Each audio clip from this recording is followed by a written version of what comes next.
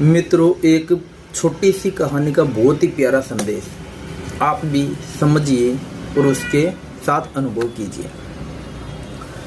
मित्रों, एक प्राचीन समय की कहानी है। एक बहुत बड़े राजा हुआ करते थे और उन्होंने अपने राज्य का बहुत ही अच्छे से अपना परिवार समझ के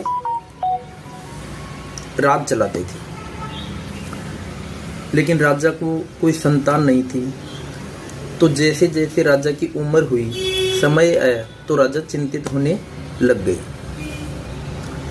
तो जब राजा चिंतित हुए तो उन्होंने राजगुरु के पास वो गए और अपनी समस्या बताई। राजगुरु, मित्रों, गुरु जो भविष्यवाणी को अनुभव कर सकता है, जान सकता है, उसी तरह हमारा वो मार्गदर्शन करते हैं। तो उन्होंने कहा, राजन, तुम बिल्कुल बेफिक्र रहिए, चिंता मत कीजिए, हम आपको एक उपाय बता देंगे।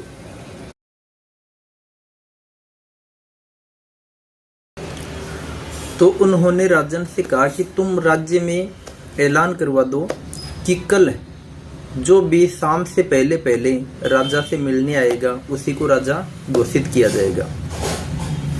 मित्रों, राजा को लगा कि ऐसे तो पूरा गांव ही उमड़ पड़ेगा, पूरा राज्य ही उमड़ पड़ेगा और किस किस को राजा बनाएगा।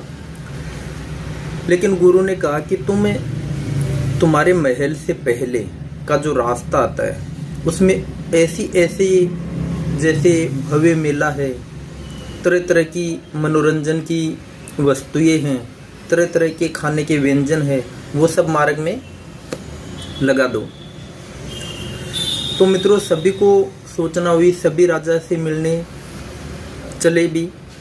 लेकिन रास्ते के अंदर इतनी तरह तरह की खाने की सामग्री, तरह तरह की मनोरंजन की व्यवस्थाएं और करीब करीब लोग रास्ते में ही उस मेले के चक्कर में ही लग गए।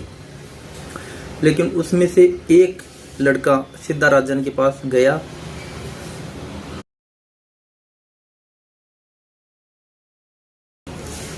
अभी आप विचार करोगे कि वो एक लड़का ही राजा के पास क्यों गया।